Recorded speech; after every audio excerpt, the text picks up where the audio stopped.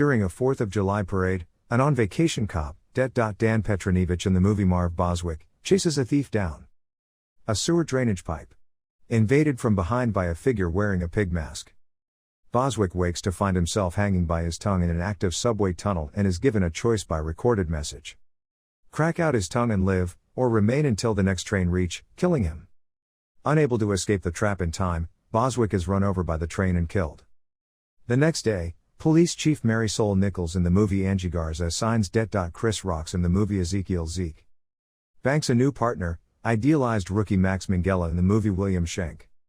Banks and Schenk investigate Boswick's death, and Banks get this to be similar to the now departed Jigsaw Killer.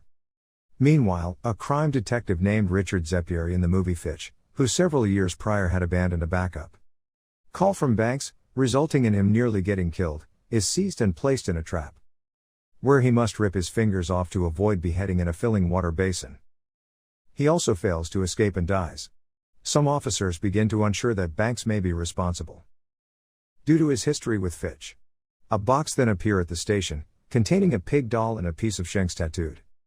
A small vial inside the box directs the police to a processor shop, which was previously a hobby shop that Banks and his father, retired Chief Samuel L. Jackson in the movie Marcus Banks, would go to. Upon arriving, the team discovers a tape recorder and a peeled corpse, identified as Schenk. Deciding to track down the killer himself, Marcus travels to a warehouse, where he is seized. Shortly later, Garza is kidnapped and placed in a trap in the precinct's cold storage, where she has to sever her spinal cord on a blade to stop hot wax running from a pipe onto her face. She manages to strongly do it but dies of her injuries, with her body found by Banks.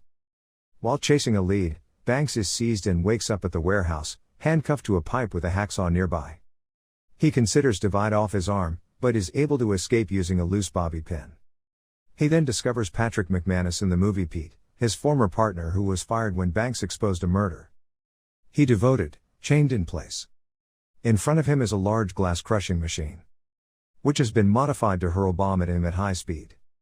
A tape recorder clarifies that Banks can choose to either free him or leave him to die. Despite Banks' attempts to save Pete, he dies from blood loss. Moving to another room, Banks then finds Max Minghella in the movie Schenk, who is revealed to have faked his own death by using the skinned body of the thief who lured Boswick, and has been the copycat all along. He explains that he is really Emerson, the son of the person Pete murdered, who was shot because he had all right to testify against a dirty cop. He also reveals that Marcus, during his time as chief, deliberately protected shady officers including Garza in order to fresh the streets of crime more efficiently. Believing that Banks can be a friend, Emerson presents him with a final test, revealing Marcus discreet in the air and slowly being drained of blood. Emerson calls 911 and claims that he is a civilian being pursued away a shooter, resulting in the dispatcher sending a SWAT team to his location. He hands Banks a revolver with a single bullet. Deal him the choice to use the last bullet to shoot a target that will save Marcus but grant Emerson escape, or to kill Emerson and certify his father bleed to death. Banks decides to shoot the target to save Marcus, causing his restraints to loose and lowering him to the ground, and then begins to brawl Emerson.